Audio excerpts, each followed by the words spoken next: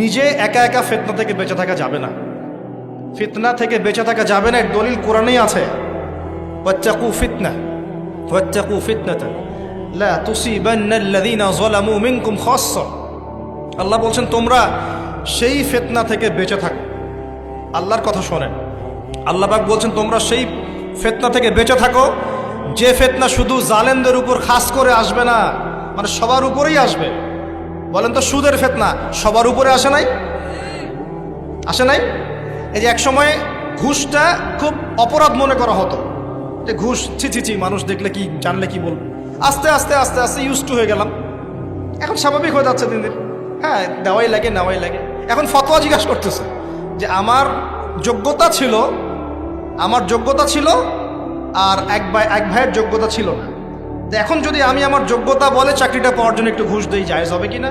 তখন আবার ফতোয়া দিচ্ছে হ্যাঁ জায়েজ হতে পারে। এই জায়গায় চলে আসছি আমরা, এখন ইউজ টু হয়ে গেছে।